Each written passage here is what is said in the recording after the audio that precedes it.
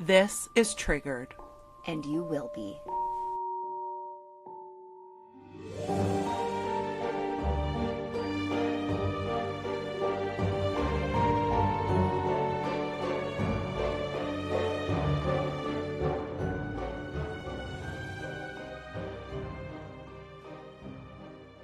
I'd like to suggest something to everyone listening. You would? Yes. I just got back from a mental health drive, where it was early morning. I was like, Ash, as you know, Matt and I are struggling with one of our dogs right now. Yep. He's going through it. It's a stressful time. And I got in my car and I went for a little drive, and the fog was over the river. Oh, yeah. And the sun was coming through. And I just had a moment where I was like, this 15-minute drive completely reset my entire outlook for the entire day. Yeah. I also So- went for a drive this morning. Yeah. Although my drive, the first part of it is downtown Ottawa. So, Yeah.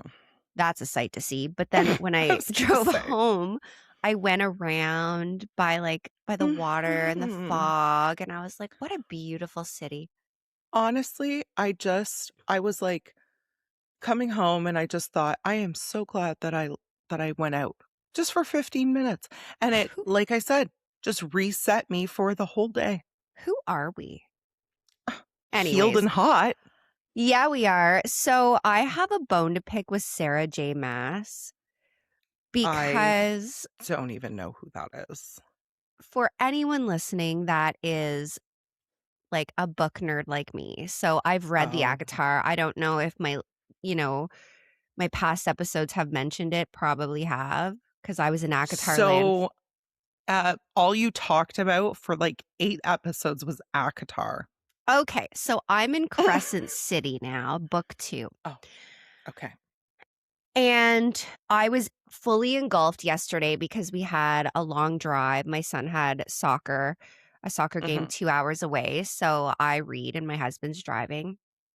This book, when I'm reading Crescent City, and Sarah J. Maas did this to me during ACOTAR, and now we're in Crescent City, I start making all these promises.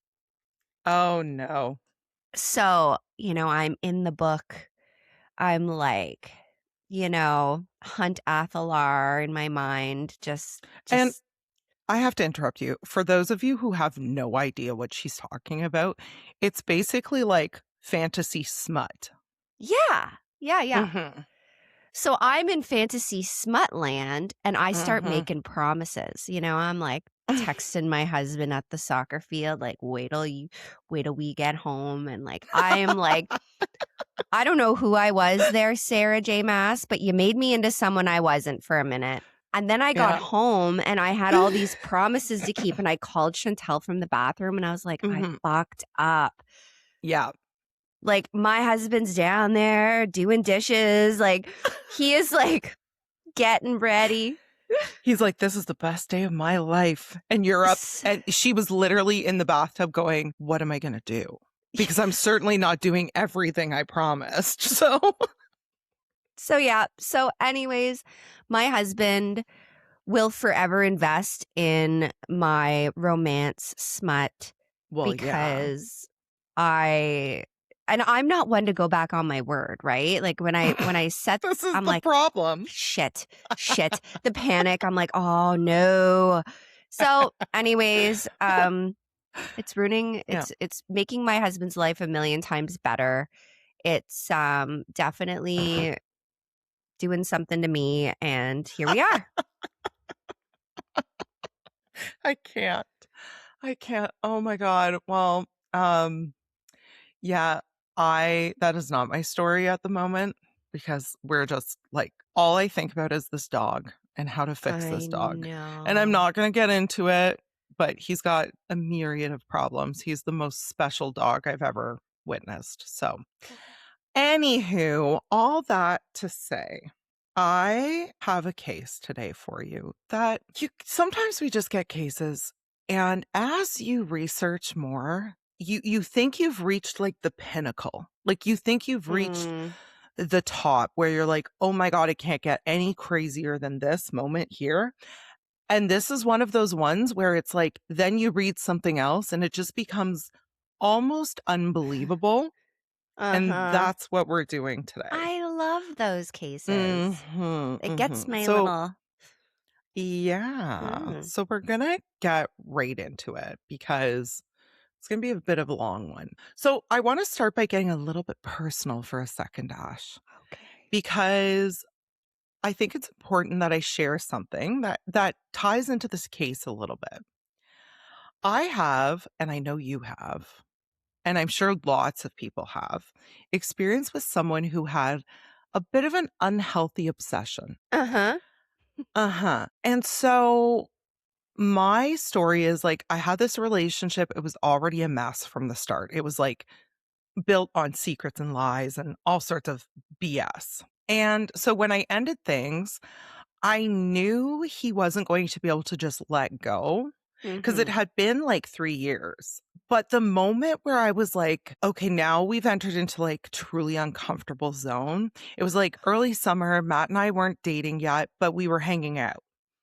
And I was at his place and I got a notification on my phone. And I look Mhm. down and it's a text from this ex, from this guy. And it's a photo of my deck, of my flowers on my deck. And it said, "Nice flowers. Are you home?" Okay, so a couple things here. My house that he was at was not, I didn't live there when we were together. This was a new place for me. Like I was in a new apartment. It wasn't even in the same city. And I was like, you know, that moment where your blood runs cold and you're just like, Yep. he's at my house. And then Mhm. I started thinking, like, did I give him my address? Which I hadn't. It's so So, weird. yeah. So it was just this moment where it was like he had crossed a line that he knew I had and was trying to play it off as like, oh, this is normal. I was so happy that I wasn't home because I ended up just like calling him and just laying into him and being Yeah. like, get away from my house, get away from me, leave me alone, like back off. Yeah. So, what about you? Well, I say, what about you? I already know, but our So friends don't. our friends. Okay, so about almost 20 years ago. Yeah. It was a long time ago. Yeah. I was living here in Ottawa dating this person and Chantel was living in Toronto. And this relationship was all sorts of like it was so bad. This Yeah. guy was just the worst. Like even down to like me, I don't know, like sitting having a snack and him taking away my snack and giving me a bowl of chopped vegetables. Like it was just very Right. Right. Right. yeah. Right. So what we discovered was he would bug the house when I when I was there, and Chantal and I discovered that real quick when we were having a private conversation and he wasn't there and he called and repeated everything that I had said. Now, this was before cell phones. Yes. Yeah. We So, had cell phones, but it wasn't like what it is today no, at it was all. like Yeah. the Yeah. flip Yeah. phone. Yeah. Yeah, so that was mine. Chantal eventually did take a bus, and move me out of there. Yeah, 20 years of In 4 friendship. hours, Yeah, yeah. just so everyone fully understands. This He was not went to like a work. The truck pulled around the corner, packed up, and left because it wasn't a situation where I could have done that. I think No, it's no, time to separate. It was like, pack no. your shit and get the hell Get the out of fuck here. out. Also, Ashley took all the light bulbs. The You know? face. And I was like, "Yes, we're taking the light bulbs, Yeah, let's take the light absolutely." bulbs Yeah, because yeah, it was the only thing I had for revenge. yeah, That's the yeah, least I could have done. right? Okay, so obsession plays a big part in today's Mhm. story, so let's just get right into it so that we can discuss all of the mess of this. Okay, I want you to picture something. It's just before 2 a.m. on a chilly February evening, and something wakes you up, and you're not quite sure what it is. It takes you a minute, and you have a moment where you're like, is that what I think it is? So you go down your stairs, you step out on the front step because you can hear loud music playing. Then you think, is is that the Star Wars theme? And sure enough, you step out into the cold air and in front of your house, you realize it is the Star Wars theme. And it's blasting at top volume from a car on fire at the beginning of your street. Stop it. Like, I've been woken up in some interesting ways. That would top it for me. Yeah, no. Yeah. And this is exactly what neighbors in a small Cape Cod, Massachusetts neighborhood experienced. But what happened in the hours following that was even too crazy for movies. But before we get into the night any further, I want to tell you about 3 people: Lisa, Anna, and Adrian. Lisa Berlanga grew up in Midland, Texas. From a young age, she knew 2 things. She knew she was gay, and she knew that she wanted to serve her country. Oh, just So right from the get-go, girl knew where she stood. woman in my heart, right there. Yeah, this eventually led her to the United States Coast Guard. She served in California and Louisiana before being assigned to what was for her just about the last place she would have chosen, in Kodiak, Alaska. Oh, And you and I know the fears and the anxieties surrounding posting messages in the military.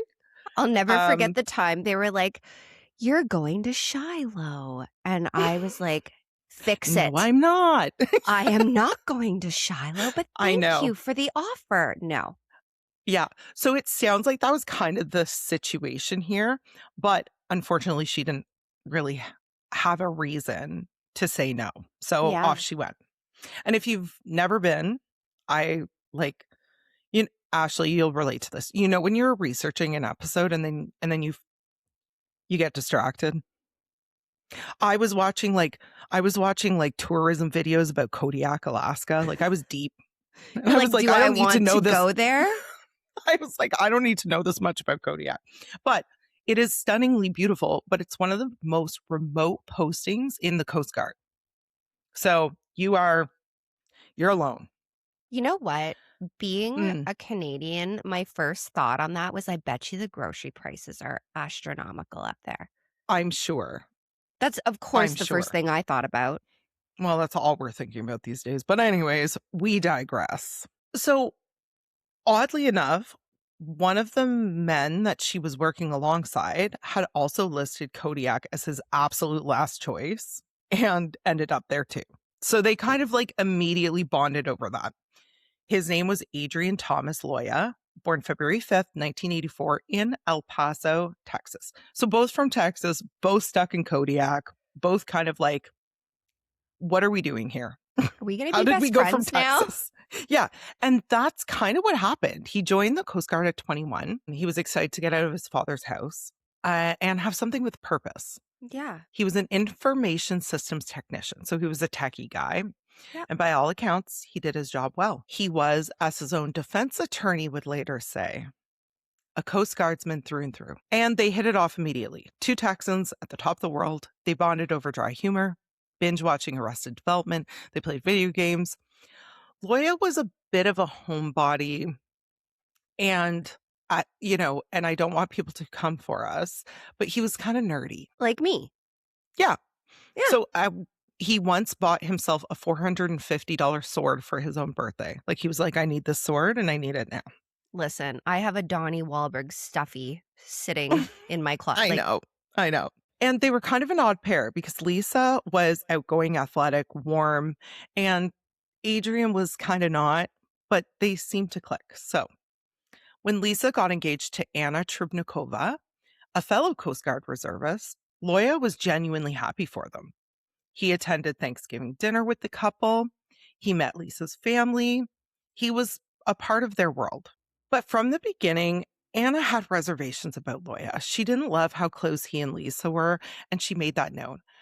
She did ask Lisa to limit her contact with him outside of work. Now, was this like she was jealous? So it's a tough spot to be in because your partner should have friends, okay? Yeah. It's important. It's healthy. You can't be their entire world. I know we want to be, but it's just, you can't do that. No. And it's tricky when you get into a relationship and you get engaged and you get married and you have all these things Mhm. and they still have deep relationships with other people, especially if you have doubts or insecurities. Yes, that I can It's a tough thing. understand. It's tough. At the same time, which we will later find out, Anna was on the money about Adrian and her intuition was Oh, dead on. So part of me, like me knowing this case and knowing the full story, looking back at this thing where she was like, I don't like you hanging out with him. I think you should distance yourself. Part of me is like, was this her intuition setting off alarm bells and saying, okay. like, stop it, stop it, stop it, Because in the fall of 2012, everything changed. It was September. Anna was away on a 3-week duty assignment. So Lisa's alone in the condo, and she invited Loya over to watch TV.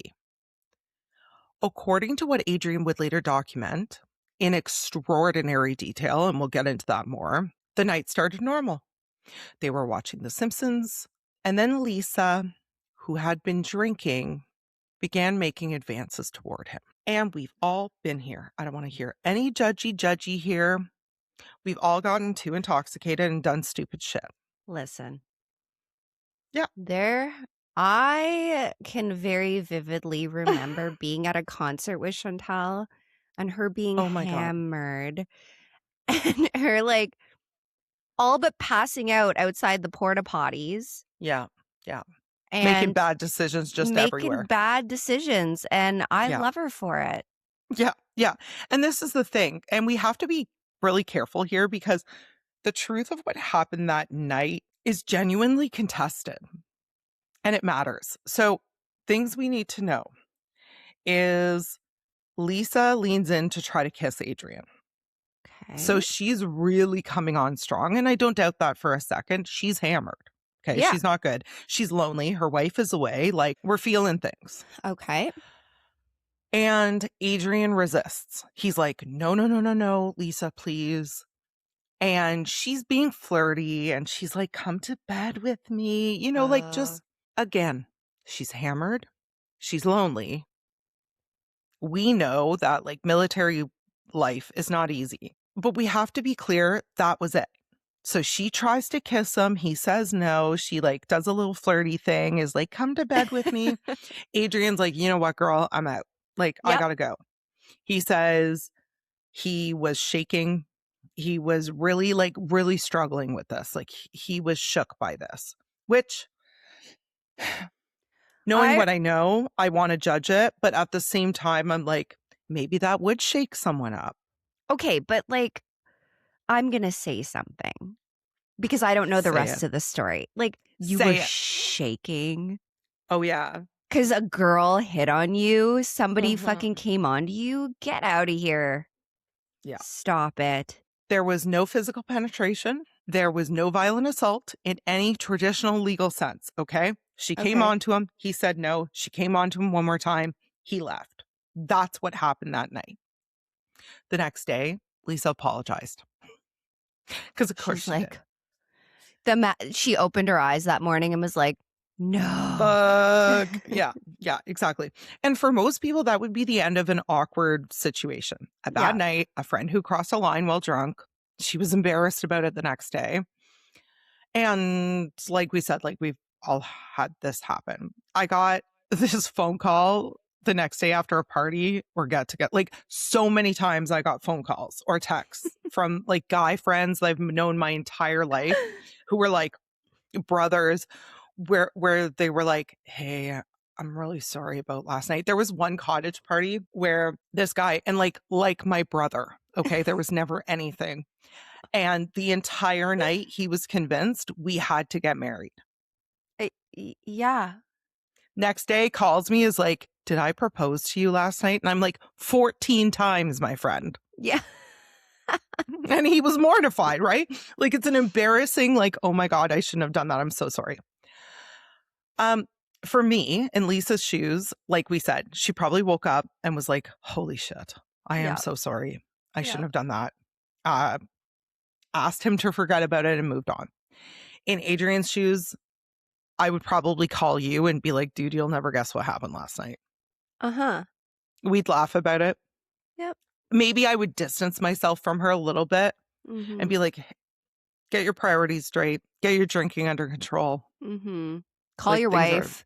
Yeah, call your wife. Calm down. But for Adrian, it was the beginning of a complete psychological unraveling. In the weeks that followed, Adrian's mind ran in terrifying loops. He became convinced that she had sexually assaulted him. He started having nightmares, panic attacks. He couldn't stop replaying it. What? He confided in his friends and family, and their response was not helpful. Everyone was more curious than sympathetic. The general reaction from his friends was literally like, why didn't you do it? Like, she's hot. Yeah. Well, okay. And not yeah, but like. Right? Like, my thing is like, guys, if a friend comes to you and is like, I think I was sexually assaulted, do not ask them why they didn't just go with it. We're not doing that. That's icky. Like, to me, someone hitting on you and being like, ha, ha, ha, come in my bed is not sexual assault. No. So, like, was there any type of physical? She touched his arm. Well. I can't. Yeah, she touched his arm. Okay. That was it. All right. And we have to be very clear here. This was not sexual assault. As someone who has been sexually assaulted, this is actually very offensive. Yeah. Yeah. Like, no, sir. Adrian could not let this go. He wrote, and this was when I first started being like, oh, shit. A 19-page letter to Lisa called, he titled it, like a manuscript, The Lisa Effect. What? He documented his mental state in it. He described it as a classic case of post-traumatic stress disorder. Oh my gosh. He went down the Wikipedia rabbit hole. He had self-diagnosed himself with everything he could find, from Stockholm syndrome to battered women syndrome. Okay. Uh-huh. And then, in what I can only describe as a spectacularly bad decision, he sent a copy of that letter to Lisa and Anna. All right. Okay. So he was like going hard. He pressed full send. Unsurprisingly, Lisa told him to stay away from her and her wife. Yeah. Which, no shit. If I received a 19 letter from anybody aside from like you or Matt, I'd be like, you're going to have to stand back. Step back a little bit. If I ever send you a 19-page letter, send me away. I'd be like, Michael, get this girl some help. Yeah. We knew it was coming, but we gotta go. And it didn't stop there. So Loya went to the Coast Guard's work-life office to get the incident on record. He was asked there if he was suicidal, and he lied and said he wasn't. He was afraid that admitting suicidal ideation would get him discharged. He approached his chief, and his superior laughed it off. He was like, I'm sorry, a married lesbian raped you because she touched your arm? Get the fuck out of my office. Right. He started therapy. He did 9 sessions in Alaska. He was told to let it go by literally everyone, but he couldn't do that. He sounds like he has a bit of OCD. He's got something. Because that would be, the loop in his mind, convincing him that things happened that didn't, or things were going on that weren't. That's classic, right? Yeah. In May 2013, Adrian left Alaska for a new posting in Virginia. He told himself he'd get back into therapy once he arrived, but he never did. Instead, minutes after reporting for duty on July 2nd, he received a disciplinary report. The Coast Guard's investigation into his sexual assault claim had closed. The conclusion was Loya had actually harassed Lisa Berlanga because he was her boss. Stop it.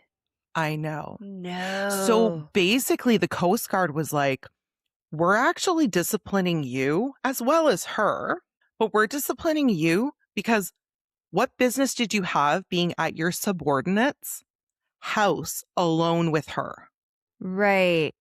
So he was like, not good.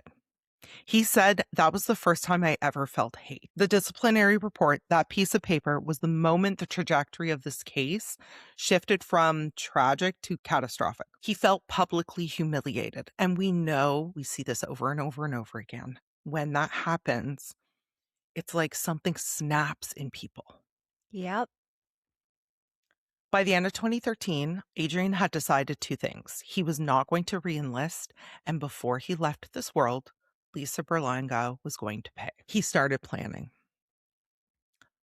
The document that would become the centerpiece of this case was take a deep breath, Ash, 250-page typed manuscript that Adrian titled, without any hint of irony, The Loya Wars.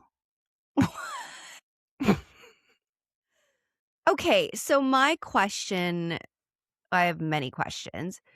Uh-huh. So he had, like, what was in this manuscript? Like, what do you have to talk about for 200 pages? Like, was he creating a whole narrative? Was he pre-planning a story? What was in this thing? Let me tell you. It chronicled his relationship with Lisa from the beginning. It documented his psychological deterioration in detail. And its final chapter, which was titled Operation Purple Rebel, laid out a 13-point plan for how he was going to kill Lisa. I mean, the man is organized. In his words, the mission is a basic assassination mission. Confront Lisa any way I can and terminate her. Make sure Lisa knows that it is I taking her life and why. This should be very interesting how it actually plays out. I am excited. End quote. Whoa. He put a note at the very end that said, I will die knowing that I did the right thing. The plan, as he conceived it, was a murder-suicide. He would kill Lisa, he would kill himself in a shootout with the police. So his plan was suicide by police. Which He is had no such a intent of surviving. cowardice. Like, listen, you are such a fucking coward. You can't even do it yourself. So you're gonna have a police officer do it, obviously. And then Yeah. that person has to live with the fact that they shot somebody for the rest of their life. Yeah. Don't be a moron. Don't do that. No. Okay. It's October 2014, and Adrian drives 10 hours from Virginia to Bourne, Massachusetts on Cape Cod. Right. He had found Lisa and Nana's home address through Coast Guard files. So Lisa and Nana had been posted to Cape Cod after the whole Alaska thing. Yeah. He was there to do reconnaissance. And guys, like, I always get nervous when like military personnel have issues because they know how to do shit that the average person does not. Yeah. He set up hunting cameras outside their condo. And the footage, like when I was watching it, it literally made me feel sick to my stomach because he watched Lisa walking the dog. He saw the two women leaving the house together. He mapped their whole neighborhood. He identified his vantage points. Like he was in full recon mode. During that recon, he has a panic attack so severe he had to pull over, and he turned his dash camera onto himself while it was happening. So we actually have footage of this, and it's bad. It was a full-blown panic attack. He was hyperventilating, shaking, unable to control the car. He pulls over. He narrated it for what he called the investigators. He was like, no more secrets like this. Thank you for listening. I would be curious because I know that, like, he obviously had to seek therapy after everything went down and he saw a therapist. Like, to me, was there no indication that there was obviously something mentally wrong with this fucking guy? I don't know. And we have to remember, too, when he did get posted to Virginia, he stopped going to therapy. Yeah. So I don't know if it's just like his descent into madness. No one was watching him. It's wild. Yeah. Wild. So after that recon mission, he drove home. He waited 4 months and he prepared. He acquired 4 firearms, a shotgun, an AR-15 style rifle, a 9mm pistol, and a .22 caliber rifle. This is heavy this is heavy Like he's going into for war? one woman. Like, calm down. Yeah. He assembled what he called diversionary materials, a large boombox, which I mentioned at the beginning of the episode, a stereo system loaded with soundtracks from Batman Begins and Star Wars, and I'm not fake. laughing at, I like, know. I know this is a serious situation, but I'm just like, Yeah, but it's so unbelievable when you yeah. hear it. When you hear it from start to finish, you're like, there's no way. Yeah. And a whole bunch of fake explosives made to look real enough to stop a bomb squad. So they weren't actual bombs, but they looked real enough that, like, any personnel that came across these bombs would be in panic mode, thinking, like, Yeah. this is real. Yeah. He tied up loose ends in a really weird way. So he called his parents and said, "Don't reach out to me on my birthday," which is the most, like, Oh, so Adrian, get the fuck out of here. melodramatic. Like, Yeah, honestly. ugh. Ugh. Um, he gave away all of his, like, prized nerd possessions.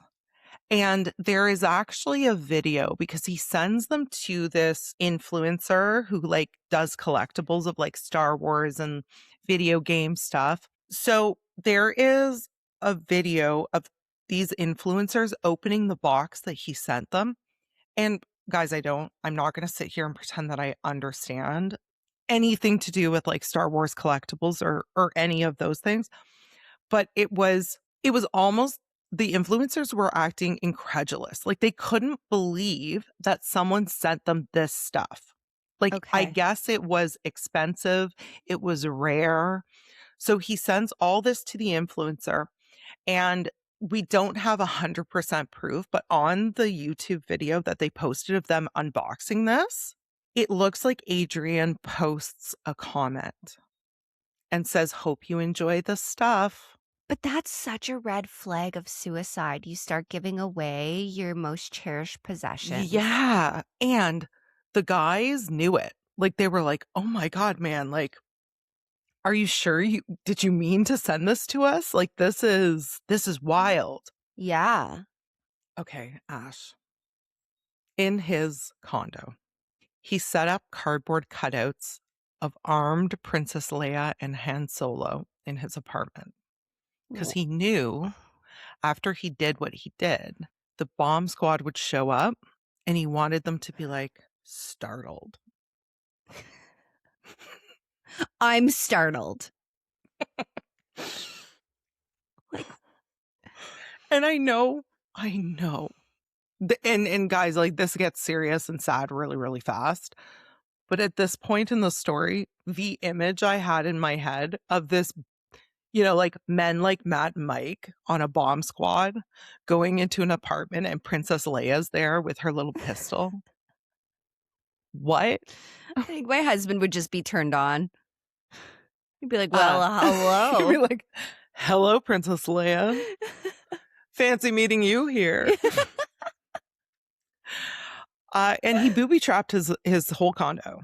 So he spread gun oil on the floors and stairs and banisters. Like, he wanted the bomb squad to have the worst time when they entered this house. And why? Like, what do they even have to do? Like, you know what? Clearly he wasn't doing his job because he had way too much time on his hands to be like, Wait, like, how? how? And this was the thing that I was like, well, I'd be fucked. He suspended a large fake spider from the ceiling that was, like, rigged to fall down in front of them. This is the most childish shit I've ever Okay, heard.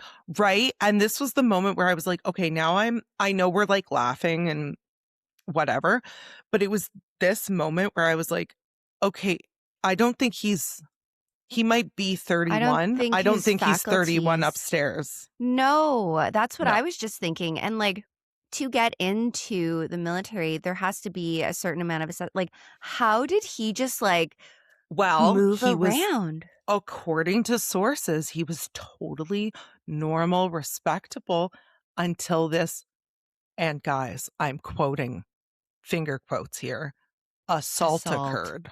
Stop it. Mm-hmm. So it's safe to say he was probably a virgin. Girl, I don't know. I Not have that no being a idea. because I'm just like, if he thought that was assault, if that set him Well, over the edge, sent him into a spiral. and now he's creating some kind of like fucking jump scare haunted house Star Wars Right? scene. Like, what are you doing? Here's a detail that his own defense attorney later shared with a kind of horrified disbelief. Because Adrian had almost called the whole thing off. Like he almost decided not to do this, not because he felt remorse, but because Star Wars, The Force Awakens, was about to come out in theaters and he wanted to see it first. Oh, Um, don't want to miss your I've, movie. I know. Unfortunately, he did not wait for the movie. Mm. On Super Bowl Sunday, February 1st, 2015, Adrian left his apartment in Virginia and drove north. He checked into room 101 of the Quality Inn in Bourne, and he had 4 days. He spent them waiting, watching, and confirming. His target date was his 31st birthday, February 5th. Just after 2 a.m. on his 31st birthday, Adrian was ready. He positioned his Mazda to block the entrance road to the condominium complex, which was a dead end road.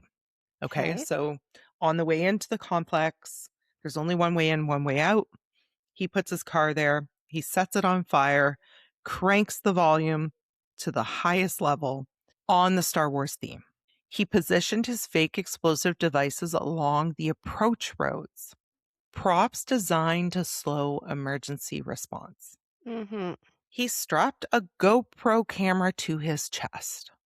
Then he walked down the snowy street toward the Tribnikova condo, armed with 4 guns, a knife, and 2 pairs of handcuffs. He placed the 22 caliber rifle in a snowbank near the house as a backup. Oh, like, come on.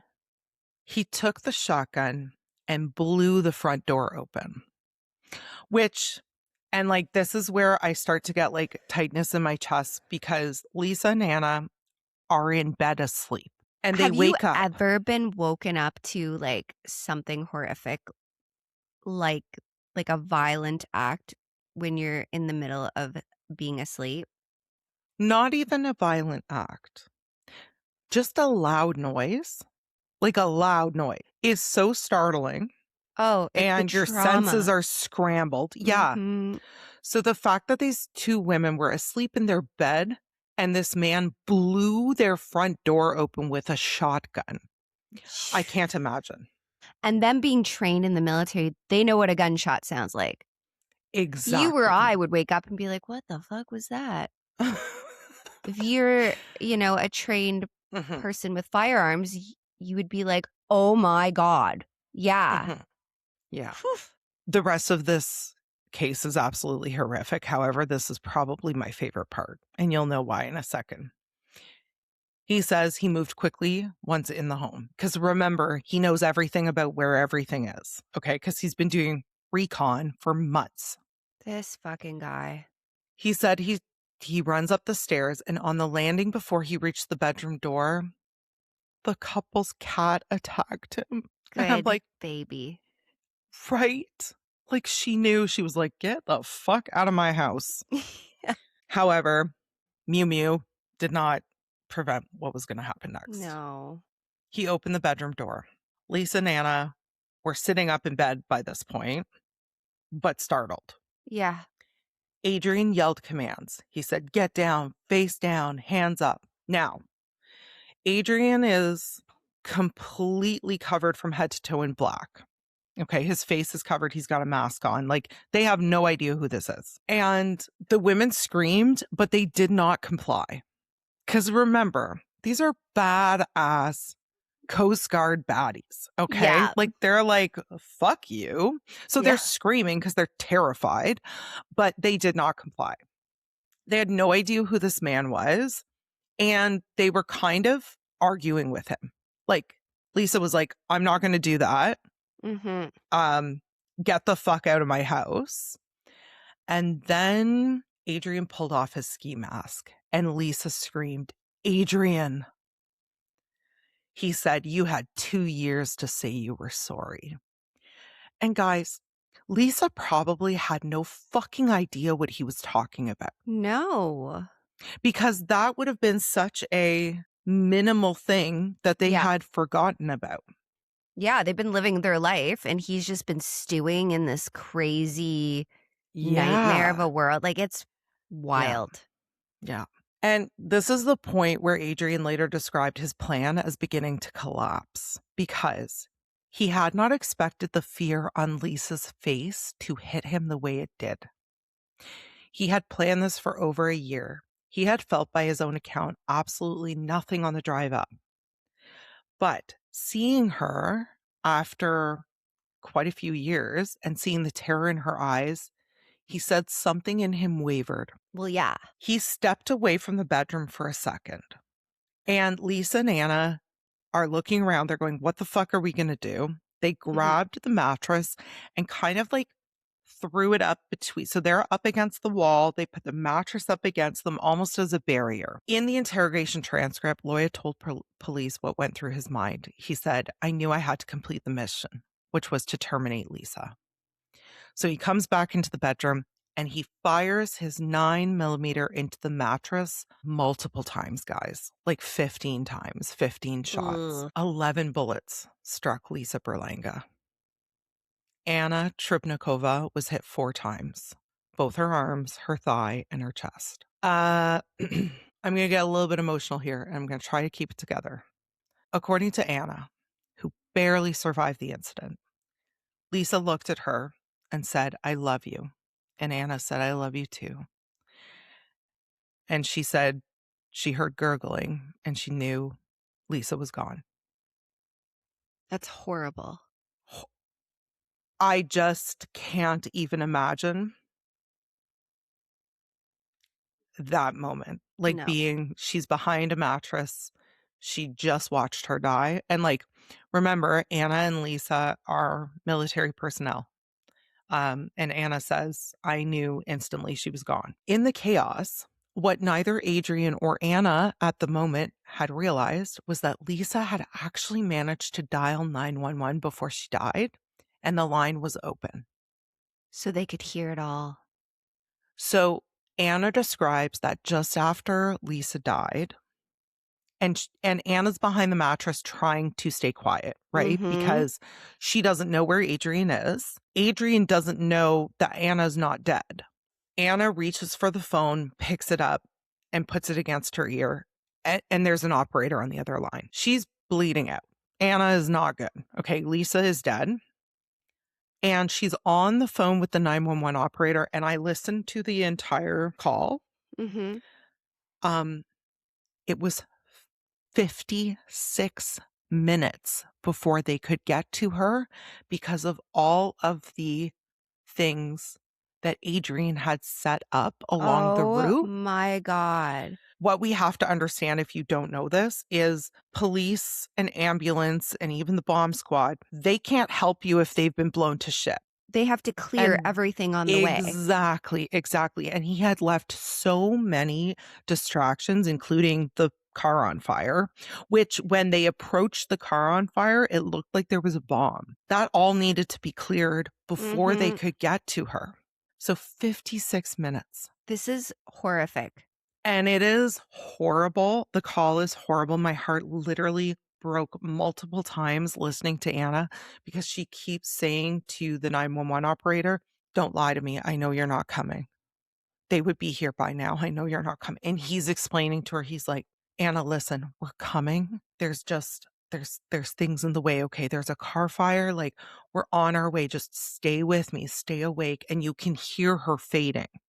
Oh my It's gosh. awful. Awful, awful, awful. I cannot imagine sitting, bleeding out yourself. Your wife Bes- is dead next to you. yeah. You don't know where Adrian is, and she's on the phone and she's like, "Where is he? Do you know where he is?" And the 911 operator's like, "I don't know where he is, Anna. I don't know where he is." Oh, Meanwhile, Adrian had moved outside. He was waiting for his grand finale, the shootout with police that would end his life. Bourne police had responded to reports of a car fire at 2:14 a.m. And like I said, so they show up to the car fire and they think like, "Oh, what the hell is this?" And they hear the shots fired because it's not far from where the car is. As they move toward the sound of the shooting, Adrian is now outside and he sees the silhouette of an officer through the darkness. And he just fired, Ash. Officer Jared McDonald was hit in the back. The oh, round struck just below his vest, adjacent to his spine. It hit his kidney, his liver, and it stopped just beneath the skin of his stomach. So almost right through him. yeah. He survived. He said later he heard the gunshots. He recognized the sound. For a split second, I lost track of everything, but regained it quickly enough that I felt myself hitting the ground. My right leg did not work at all. Did he make a full recover? Did he make He a full did. recovery? Oh, good, Yeah. good. Yeah. A fellow officer, Andrew Lieberworth, was nearby. McDonald said Lieberworth told him, "Take your gun back out. You're still in battle. It's not over." McDonald, despite being seriously wounded, holstered nothing and stayed in the fight. Like he was like, "Okay, I got this." So he Mhm. is severely injured and he's still like, "No, I got this." Bourne police never fired a single fucking shot at Adrian. Why? And that was not what he planned for. Why didn't they shoot him? Well, first of all, they didn't know where he was. When he shot Okay. Officer Jared, they were like, they didn't know where it came from. They had no Oh, idea he where wasn't he just was. standing out in the open? No, no.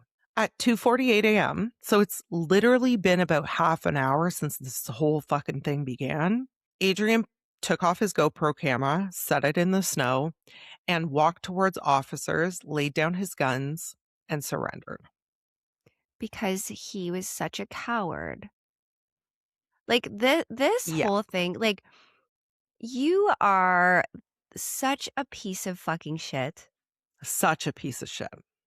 And I hate Adrian Loya. I gotta Yeah. tell you guys, and not just watching his interview enraged me because the first thing he says to police officers is like he acts like he's their buddy.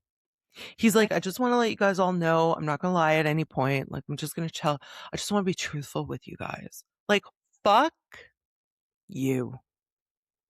Like, you're doing them a favor Yeah. by being honest about the absolute horrible thing that you just fucking did. Fuck off. His interview Mm-mm. is one of the most annoying ones I think I've ever watched. He admitted he had murdered Lisa. He explained the plan in precise detail. He told them about the Loya Wars. Let us not forget. The detective said, "How did you feel when you shot these two women?" And he said, "I didn't see the aftermath. I just know I took a life, but it was a life I wanted to take. The job's done." Like, Ashley? there's no remorse. Zero. No, he literally, on multiple points in time in the interrogation, he seriously thought, "Well, she sexually assaulted me, so I had to deal with it. Duh." Like, he's First the of all, victim here. she did not sexually assault you. She came on to you when she was hammered Right. and touched your arm. My goodness. Ugh. Anyway. Before we talk about the trial, I want to spend some time just talking a little bit about Adrian before we wrap it all up. How does this get to this point? You know, I like, mean, my whole thing is like, there have been some pretty fucked up individuals that somehow, like, we're looking at Russell. Yeah. And We're in looking my at head, people like that.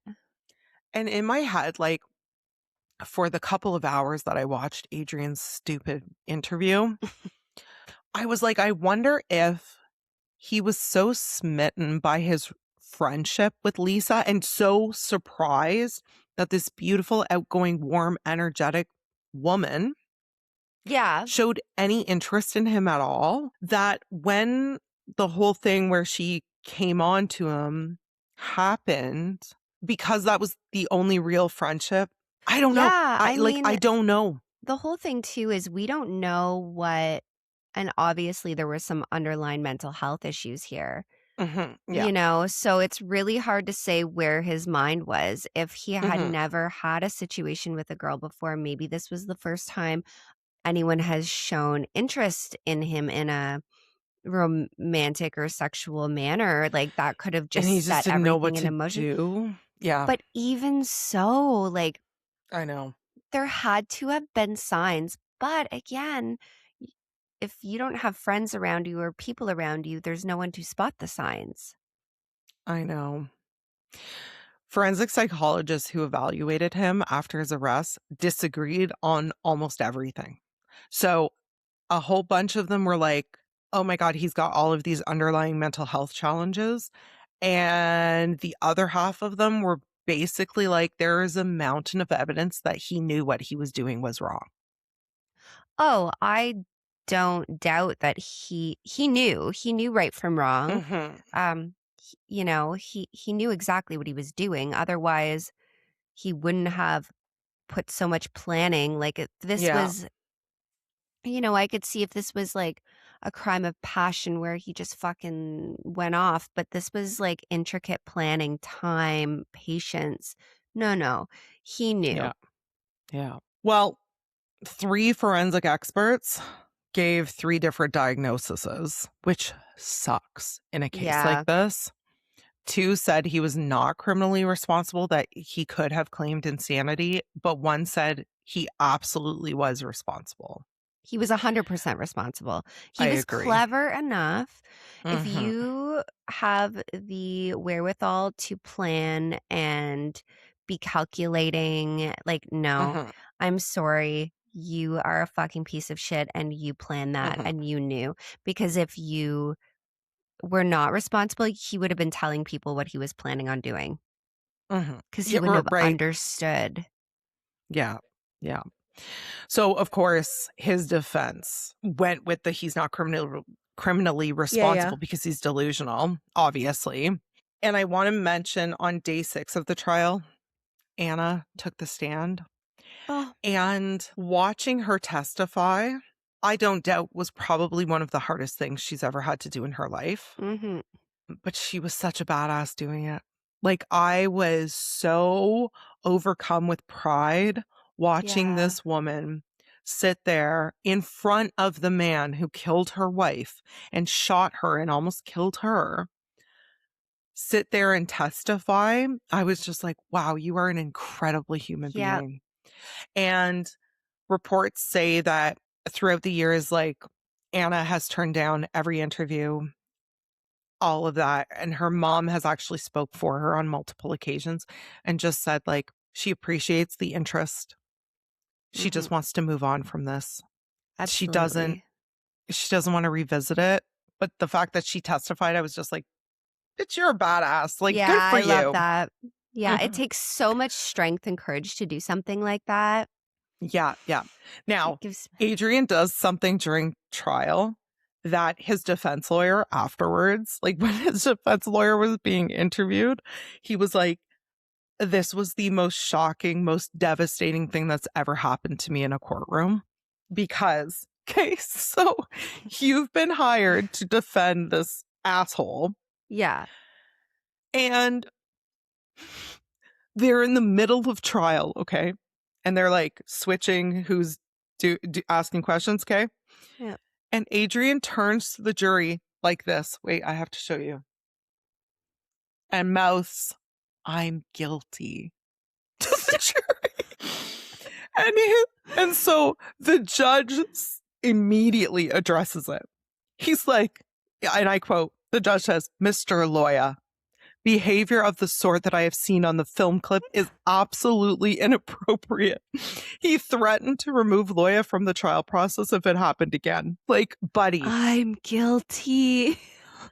His defense lawyer said he was furious. Well, fuck. You're out there. Like, this defense I'd was be probably like, how why are am I we gonna even here? Yeah, like, I gotta, he's probably doing late nights. Okay, I gotta try and figure out how to do my job, and this fucking idiot. Yeah. So the jury deliberated for 3 days, which I do understand because there was so much. Well, and I can understand because Was you're he like, sane? Was he not? yeah, no sane person is looking at the jury being like, I I'm did it. Hey, guys. Hey, psst. Yeah. Over here. It was me. It was me. Like, what the fuck? Anyway, on September 12th, 2017, they returned a verdict. Guilty of first-degree murder on theories of both deliberate premeditation and extreme atrocity and cruelty. He was convicted of multiple firearms offenses, assault charges, burglary, and home invasion. He was sentenced to life in prison without the possibility of parole. In February 2020, he appealed his conviction. And the Massachusetts Supreme Judicial Court issued its decision where they basically were like, no. Like, no. There was not even anything other than abso-fucking-lutely not. Next. Like, they were not having it. He's never coming out. But that does prove, and like, do I think he should be locked up for the rest of his days? Absolutely. But that does prove that there is definitely something very wrong with this individual. Mm-hmm. Yeah, exactly. But I don't fucking care. No, and that's the thing. It's like, I do agree with the psychologist who basically said, like, despite whatever was going on with him mentally, he knew what he was doing was wrong. Yep. He knew he was taking a life, maybe two.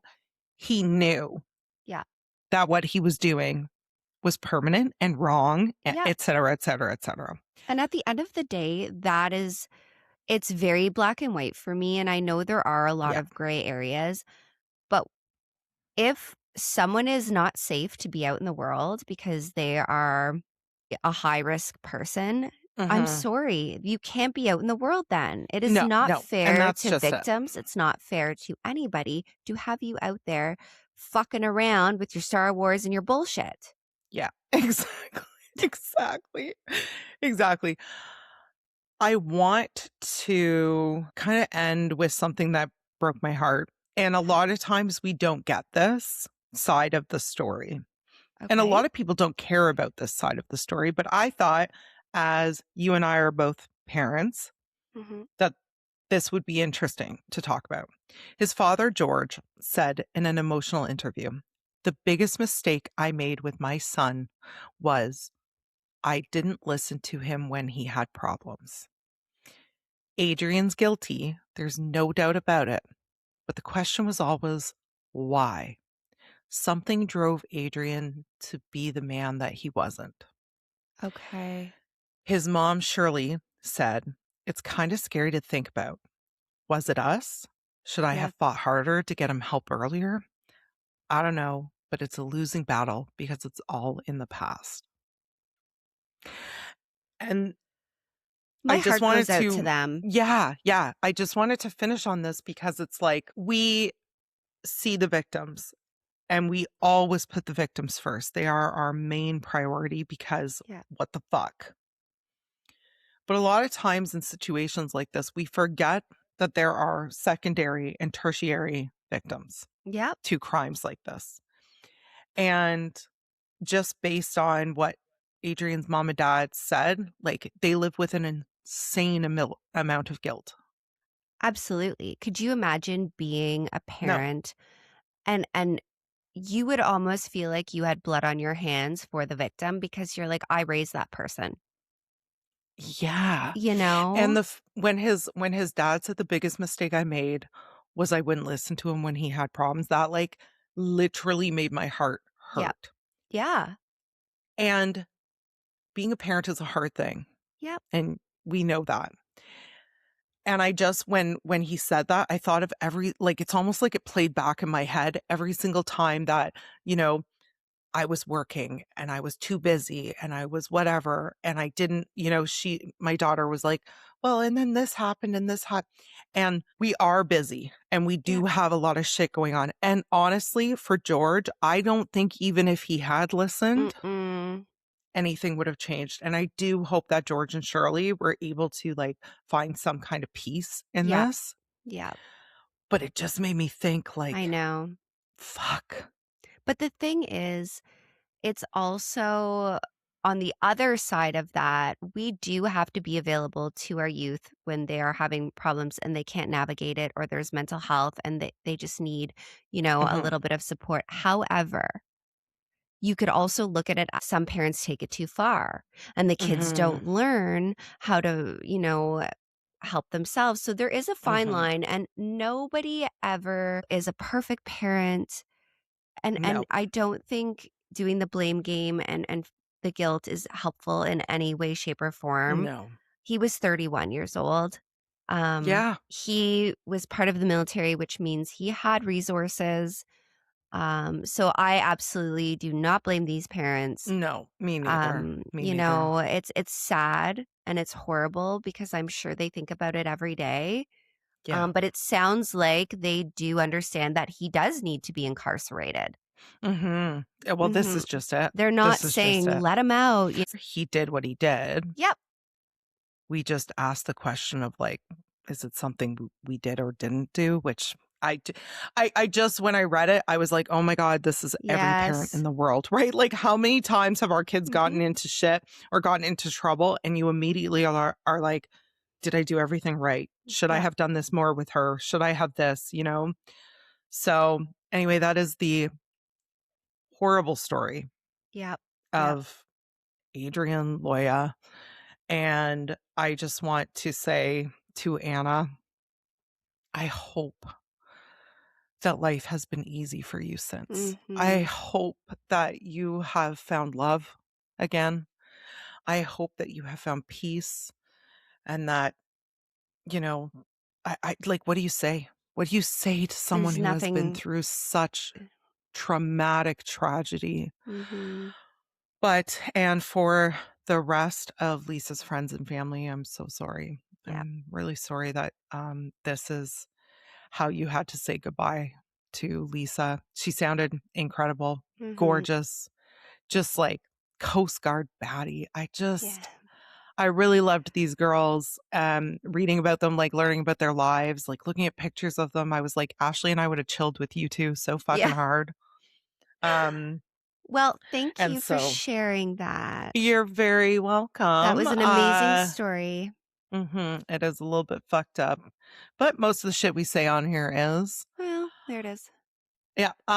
Members, Yep. your bonus is coming this week. Yeah, it So get ready is. for that. You're getting 3 episodes this week. If you're not yet a member, check out the link. See if you want to join us. We have some pretty unhinged fun times in our Yeah. chat. And yeah, follow the link. And if you are not in a place where you can do that, please follow, share. A few of you have been tagging us in other Yes. pages on Facebook. Thank Thank you. you. You guys have no idea how much Mhm. that means to us just to, get us out there. Yep. So thank you for listening. And we will see you all on Friday, unless you're a member, and then you'll get an extra episode.